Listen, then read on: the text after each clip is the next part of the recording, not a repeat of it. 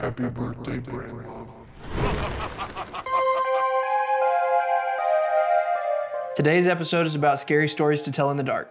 Scary Stories to Tell in the Dark is a series of 3 collections of short horror stories for children written by Alvin Schwartz and originally illustrated by Stephen Gamble. The titles of the books are Scary Stories to Tell in the Dark, More Scary Stories to Tell in the Dark, and Scary Stories 3, More Tales to Chill Your Bones. The 3 books each feature numerous short stories that are in the horror genre.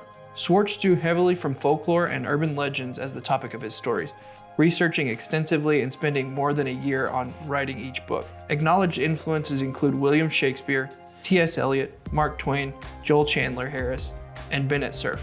The first volume was published in 1981, and the books have subsequently been collected in both a box set and single volumes. The nightmarish artwork by Stephen Gamble has also been subject of criticism.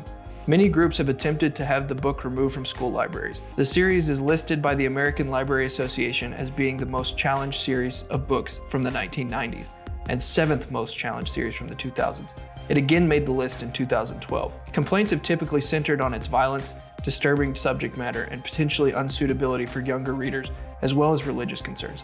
Critics have called the stories really disturbing and not appropriate for children. Now on to the next segment, the good and the bad. The good thing about the Scary Stories to Tell in the Dark brand is that it's arguably one of the most iconic art styles ever created for an illustrated children's book. Right there next to the Hungry Caterpillar.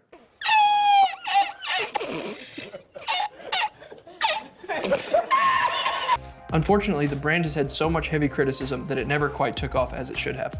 That being said, the limited success that it did have created 2 more sequels and even a movie deal with one of the most notorious horror directors out there, Guillermo del Toro.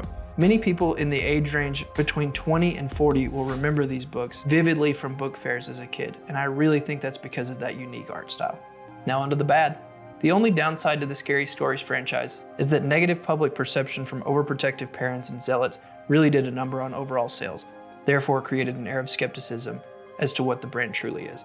Sure, the themes may be crass, but let's appreciate the brand for what it's supposed to be: fear-invoking, unsettling, and a perfect visual to a short horror story. Nonetheless, the brand image suffered from the opinion of some upset readers. Now onto my opinion on what I'd change about the current brand. This one's a tough and a risky play, which I'm not always a fan of. I think the play here is to reintroduce the brand to the current climate. We've had years to sit on it, and even a recent movie come out that didn't seem to get much backlash. Maybe revisit the graphics around the art style to be more gritty, but only as accent pieces, as not to distract from the genius that is this brand imagery. If you read these books as a kid, let us know in the comments below what you thought of them.